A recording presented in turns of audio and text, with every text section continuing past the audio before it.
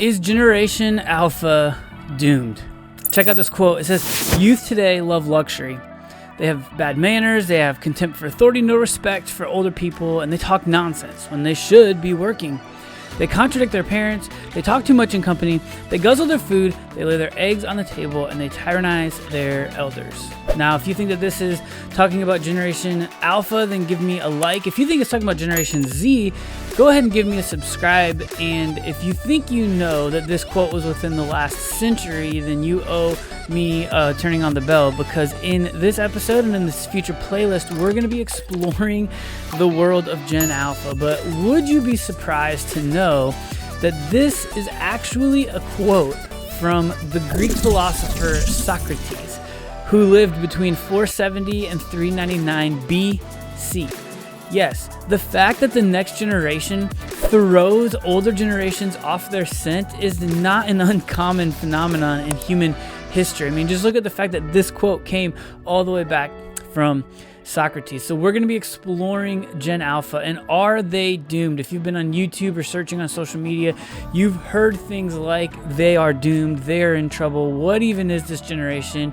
Who are these Skibidi rizz toilet kids? Like, what does any of this even mean? And the fact of the matter is, like, generations that are younger often throw off generations that are older, and the older you get, the harder it is to connect and have a bridge back to that younger generation. So in the world today, the current generations that we have living are our builders, and they were born in 1925 through 1945. They are the elders of the oldest generation that's currently alive to this day.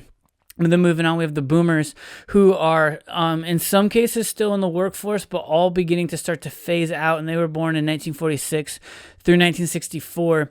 And probably the oldest in the workforce, majority, is Generation X, and they were born in 65 through 69. And then shout out to me and all my other fellow millennials. We were born in 1980 through 1994. Gen Z was then born in 95 through 2009, and then finally Gen Alpha, they are quantifying it at 2011 through 2024. And so I got the lion's share of this research from Mark McCrindle and Ashley Fell's book. It'll be linked down below in the show notes if you're interested in checking it out. It's called Generation Alpha: Understanding Our Children and Helping Them Thrive. So let's talk about some of the different things about Generation Alpha. So first and foremost, every generation since boomers spans of about at least 15 years, right? And they've used labels to kind of letters to label these different generations. And so there have been other attempts made, for example, like millennials. But when you use something like millennials, it actually creates a little bit of a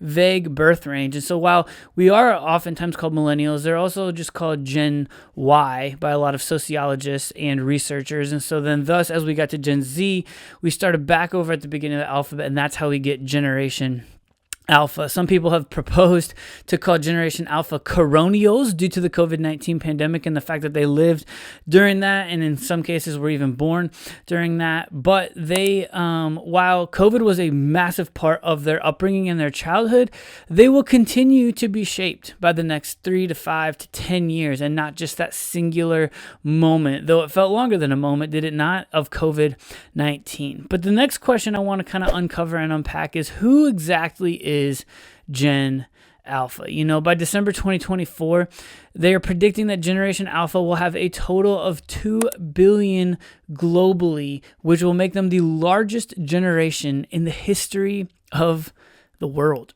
Technology and customization have shaped their childhood. And while Gen Z saw the rise of customization, Generation Alpha is going to begin to see the rise of personalization. And so COVID-19 will likely transform how Generation Alpha has approached technology, education, work, face-to-face interaction, mental health, and the concept and topic of resilience.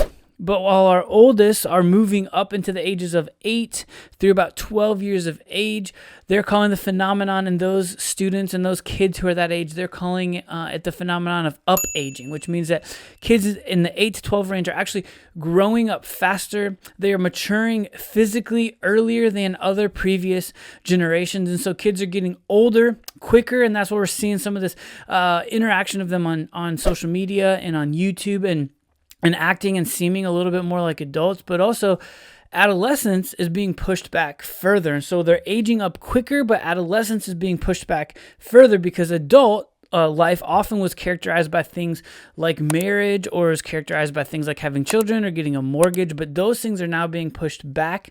And this generation, they're predicting, will stay in education longer, they'll start their earnings later, and they'll stay at home longer than was the case with some previous generations. And so we're seeing this phenomenon of them being ushered into being older earlier, but staying in adolescence longer. It's an interesting phenomenon. It creates a certainly unique and complex challenge for those of us who are in education or in the church space.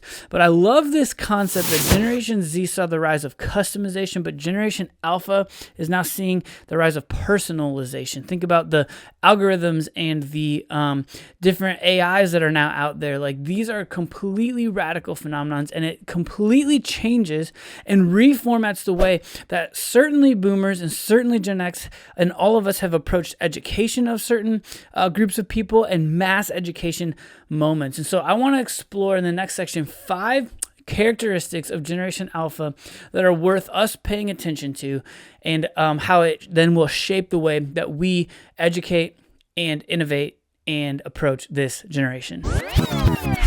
So characteristic number 1 is digital, right? They are not just, I love the way that Barna put this, they're not just digital natives, they are now digital dependents, right? So while Gen Z probably didn't get their first device until later elementary school, Generation Alpha has always had access to devices, even if it's not their own, right? Like, research has actually noticed and noted a drastic uptick in screen and app-based play among children. The U.S. reported that in ages 18 through 12, they consume on average 4 hours and 44 minutes of screen time per day.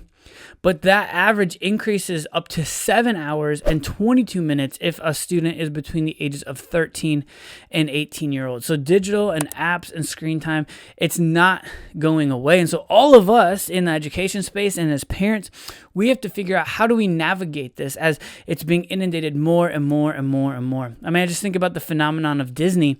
You know, pre-2014, you would go around, you would do fast passes, and you'd have to walk to different rides in the park and grab a fast pass ticket, and it would tell you when to return for your return ride time. But now everything is mobile. And while that's convenient, certain critics of Disney have made a comment that you go to the park and you have to be glued and tied to your phone all day long. The only way to truly experience the park, the best way, the most optimal way, is through digital. And while that's convenient, and certainly for a podcast like mine, which is the hybrid ministry show, it doesn't take into account the fact that sometimes we just want to be present. We want to be free and tethered away from our digital devices. Another characteristic number 2, is that they are a social generation. So although in-person social interaction may certainly be an area that needs work in Generation Alpha, kids today are more than any other generation extensively socially connected to and shaped by their peers. In the book Generation Alpha by McCrindle and Fell, it talks about the phenomenon of Ryan and Ryan's world, and how kids these days are influenced by that. Like, for example, my kids, because of Ryan, he tried one episode, I can't remember, he tried seaweed. And my kids are like, we want to try seaweed. Never in their life have they ever even been interested or even knew that seaweed existed. But they tried it and they liked it, and we still buy it to this day for a snack. And so kids today are influenced by a network that is connected 24/7 across social, geographical, and demographic boundaries. But there's also a downside to this hyperconnectivity, such as cyberbullying, and never actually being a way to completely disconnect from these networks of relationships. Characteristic number 3 is that they're global. So because of the internet, Generation Alpha is actually the first truly global generation. I want to share with you the Oxford Dictionary Word of the Year to highlight how global this generation is. And you, as I read through it, and it'll be listed here on screen if you're watching on YouTube, you will see just how what is going on in each of these years. And it'll be kind of a little bit trip back down memory lane, especially if you're older and you're a millennial like me or older. But in 2011, the Word of the Year by Oxford Dictionary was the app. In 2012, it was cloud. 2013, it was the hashtag, followed by 2014, which was the the selfie.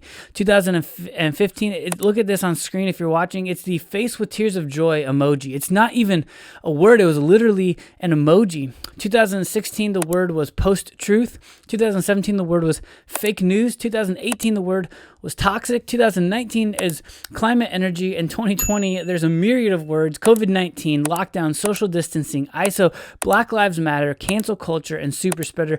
You take your pick of which word matter, but that right there just shows how global and how much Generation Alpha has actually gone through. So when the only screen in the house, think about this, was the television, you and I as parents, we could more easily monitor what our children consumed and watched. But now with a new digital generation with more access to online devices, parents are finding it harder and harder to shield children from the wider world.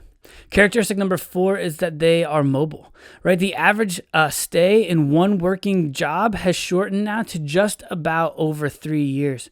The gig economy, which is when organizations will use temporary hires and independent workers, that gig economy mentality, that begins to play a part in this new generation. The World Economic Forum predicts that 65% of Generation Alpha will actually end up working entirely new jobs that don't even exist yet. They're incredibly mobile, and they're able to pivot and to move and be nimble and kind of string together different opportunities, far be it away from the way that we as older generations have taken it with pensions and retirements and all these types of things. Like, that is becoming a more archaic way of working. And characteristic number 5 is this generation is incredibly visual. With stories and games, they've come to life for Generation Alpha. Students are facilitated by things like technology and visual apps and videos and content in which they regularly engage with.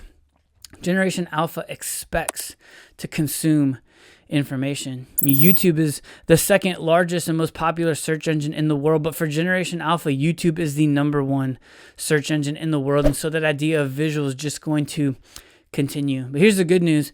If you're in youth ministry, or if you're in education, or if you're in church ministry, you don't have to panic, right? Because the generations older than us that say Generation Alpha is doomed, we as educators and as people in youth ministry who often have had generations before us freak out about different generations, you and I, we have the opportunity to stand in the gap and help bring these together, right? All the way back to Socrates, generations have been freaking out about and looking ahead at the different generation and curious about and unsure of what's different. But these things, all of us are aware at the different and the shifting and the ever-changing landscape of generations. You and I as youth pastors, we're well aware of this at one level or another. So how do we, with this information, also make us more effective as educators, as teachers, as pastors in reaching and sharing the gospel with these students in our churches and in our youth ministries? I actually have just a resource to help you out with that. It's linked right here on screen in the very next video. I'm glad that you asked, because I would love for you to take a look at that. And as always, don't forget, we're making digital discipleship easy, possible, and accessible, especially for Generation Alpha. So stay hybrid.